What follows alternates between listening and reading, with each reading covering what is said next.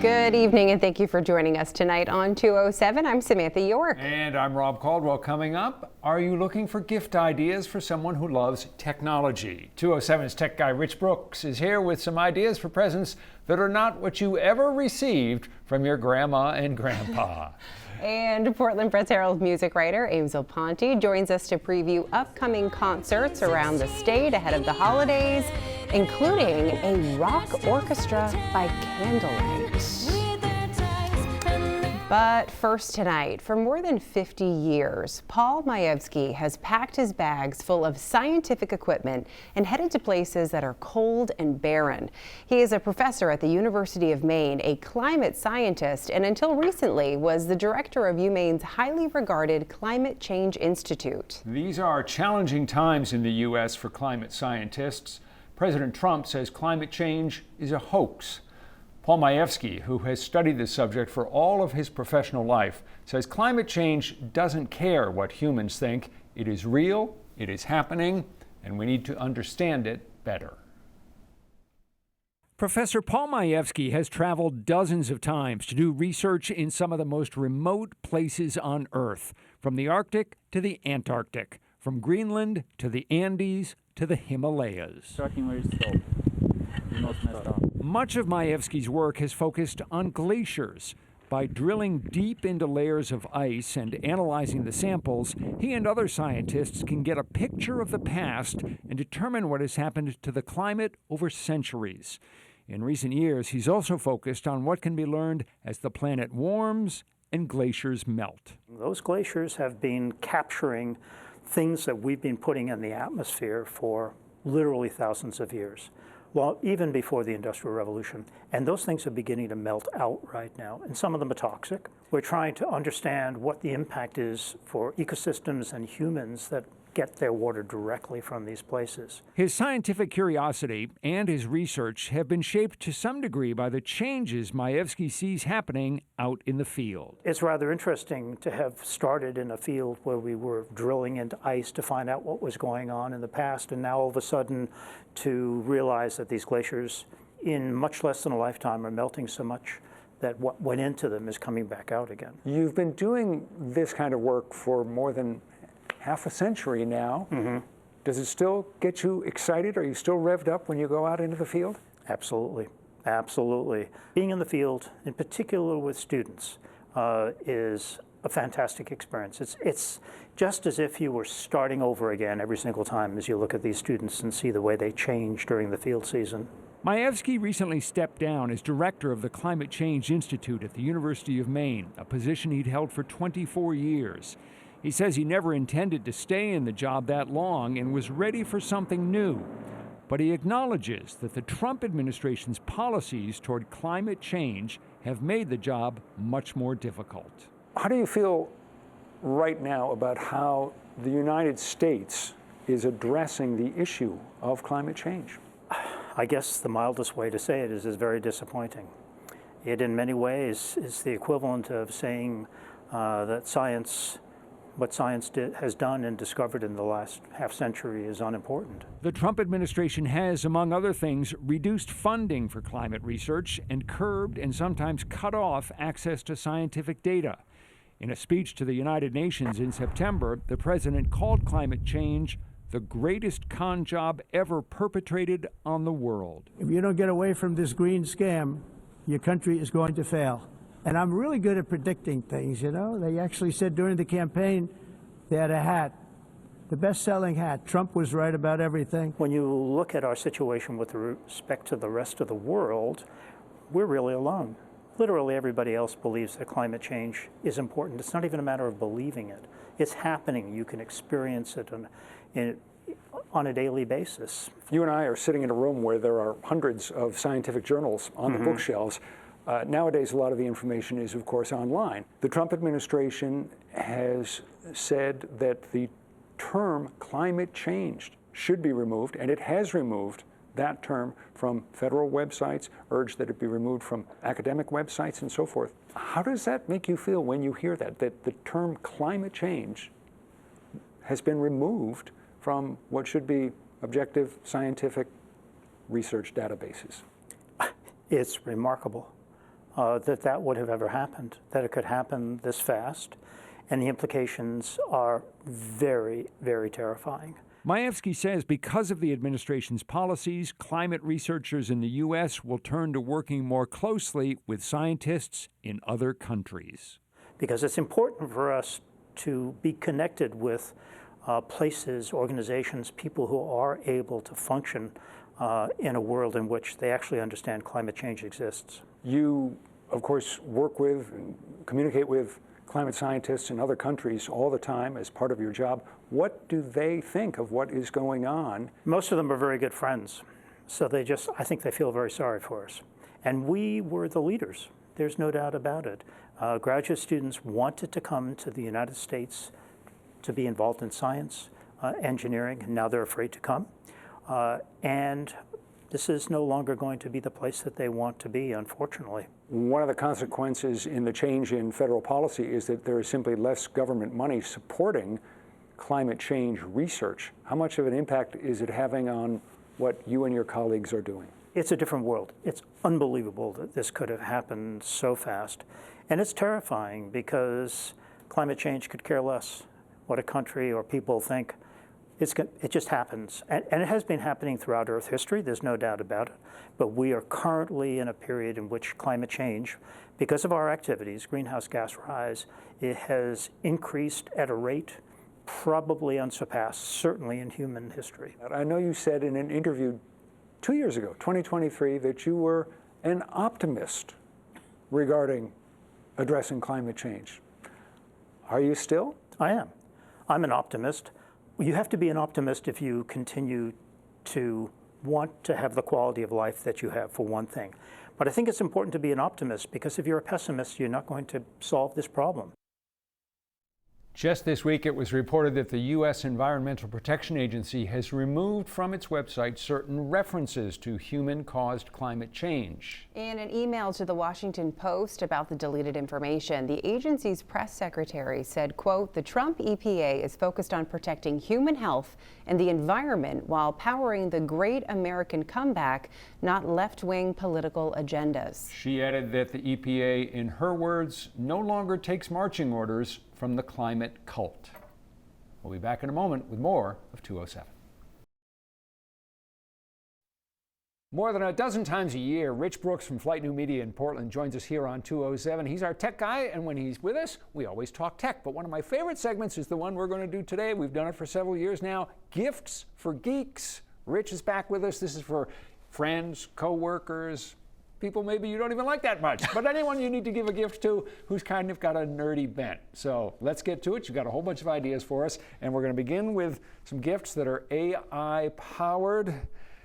Isn't there enough AI in our life these days, Rich? Do we need AI gifts? Well, Rob, it's a good question because last year they did some research and they found that U.S. consumers are less interested in buying something if it comes with AI inside. But that was done over a year ago, and opinions change and people evolve, and I needed a hook for this year's gift list, so here we are. All right, what have you got for us first off? So let's start with gifts for kids. So when I started my research, I imagined that I was going to talk about some sort of robot that the kids could talk to, something like Curio Grok or Miko, which are two toys in that category.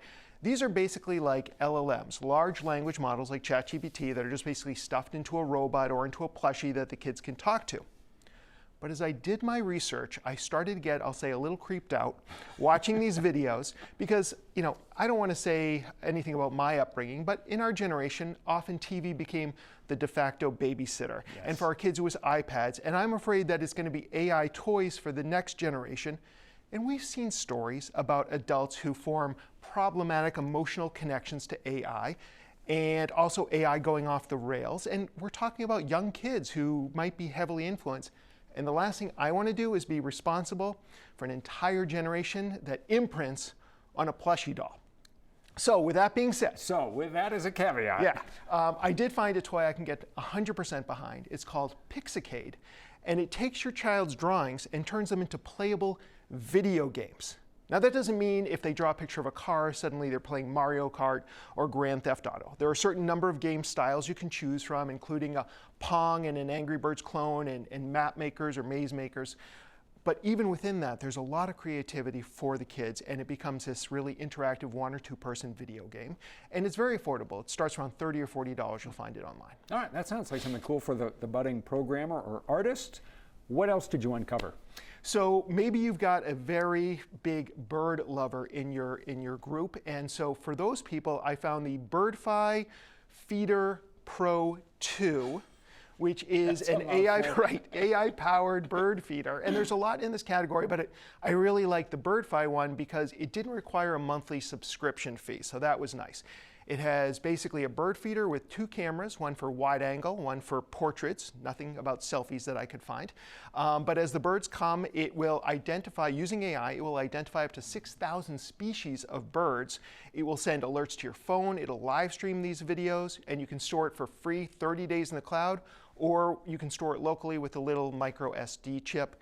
It's not cheap, it's about $240, but if that's in your budget and you have a bird lover, there you go. All right, that takes care of the ornithologists. Let's move on. You've got some ideas for people who are into music. Yes, so there's the Orba 3 that is basically a MIDI controller. It is a looper and a synthesizer, and you can create different types of sounds with this. You can basically create original beats, even if you have no musical background. You can have it synthesize things like drums and piano and horns and guitars. And what's really interesting is you can also sample, and this is where the AI comes in, you can sample environmental sounds. So a person talking or a clap or even birds. Birdsong, you can put those, the AI will isolate that sound and map it to one of the pads on the Orba 3, and suddenly you can create music that's really unique using these environmental sounds, and this retails for about $99. All right, we've taken care of artists, ornithologists, music lovers. How about everybody else? All right, so how about a pen that when you're writing will automatically convert everything that you write, you think, your sketches, your drawings, in real time to an app that then you can integrate or interact with later. So this is called the X Note. It's one of many in this category. It comes with a special pen with special ink and special paper, and as you're taking notes, it actually starts to transcribe this. So for example, let's say that you are in a business meeting and you're taking notes. Afterwards, what I like about it is you can actually interact with this. So you could say, what were the pain points that the client brought up in this meeting? Or if you're in a lecture hall and you write everything down, you can say, what did the professor say about the reasons why industrialization took off in Europe? And it will be able to provide those answers based on the notes. Any sketches or diagrams become very clean. It can even translate to another language, very powerful. And it comes in a number of different bundled kits that include a certain number of pens and ink cartridges and the notebooks, and they start around $200 a piece. All right, we've covered a lot briefly. Any downsides to what we've been talking about? Yeah, so as we said at the beginning, there are people who just don't like AI. So I wouldn't obviously add any AI gifts for them. Another concern I always have when it comes to AI is data privacy. So when I looked at these, all of these seem to have pretty good controls around your data and how it would be used, but that's always something that you want to pay attention to if you're buying a gift for somebody. You don't want it basically snooping on the person that you're giving this gift to.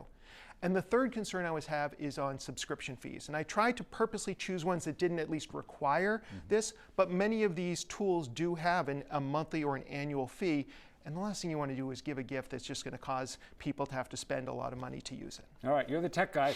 What's on your list? So actually, I've gotten back into woodworking recently. So it's nothing AI. I'm just hoping that either under the tree or next to the menorah, somebody's going to get me maybe a gift certificate for a local lumberyard. That should work. Rich Brooks from Flight New Media, a pleasure as always. Thanks for coming in. Stick around. Back with more right after this. The year is almost over, but don't worry, there is still plenty of time to check out Maine's live music scene. Aimsel Ponti is here. She's the music writer for the Portland Press Herald. Always good to see you. Always good to see you. And you always have a little snapshot for us. I do. I know. Listen, we're skewing a little holiday-ish. Yeah. I mean, it is December. 'Tis the season. All right, what do you want to start with here? All right, Saturday afternoon, 3 o'clock in Portland Cathedral Church of St. Luke. This is such a cool show. It's Aurora Camerata. Say that 10 times fast. Aurora Camerata, the Christmas by Candlelight show. Some of you may recall, they used to be called St. Mary's Scala. They're doing 9 centuries of Christmas and holiday songs. Wow. Advent chants, ancient carols, and all by candlelight. This is going to be a really special thing. Oh, so there's that. Sounds fun. All right, and then the Fog Cutters Then are you go coming home, to town. you take a you take a disco nap, you have some ramen noodles, and then you march yourself right back out to the State Theater, also in Portland. Saturday night, this is one of my favorite things of the holiday season, the Fog Cutters Super Fantastic Christmas Extravaganza.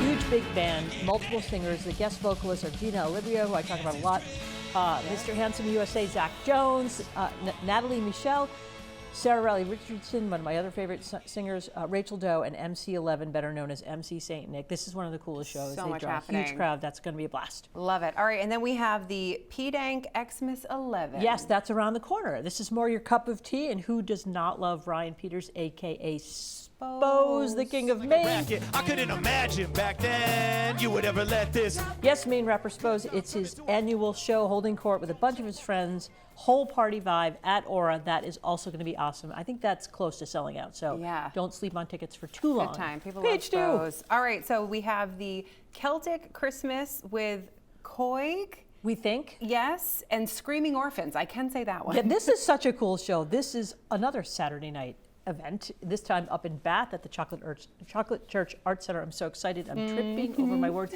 We're going to slow it down. So Canadian ensemble Coig? It's C with the accent going this way. They're teaming up with Ireland's all-sister folk pop group, the Screaming Orphans. Night of Celtic Christmas music. That is going to be awesome. Saturday night in Bath. What a name. I messed Screaming that one up, Orphans. but we all know what's happening. Okay. All right. It's all good. And then we're going to wrap things up with the... Two no, more. we have two more. My God, we have I've so told you many to it's a talk lot. about. We have the Rock Orchestra by Candlelight. All right, so this is not, if you're all like, I hate holiday music, and I'm okay, you're okay. You guys do you. This is really interesting. This is the Rock Orchestra by Candlelight, Sunday at Cross Insurance Arena in Portland.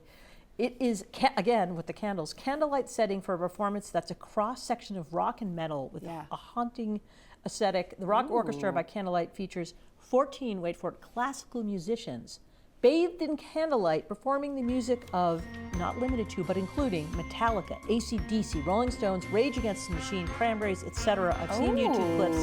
This is going to be really cool.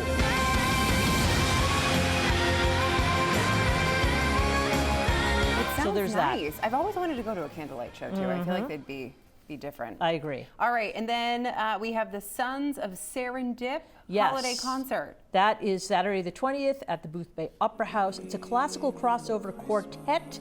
They were finalists on America's Got Talent. Make the Yuletide gay.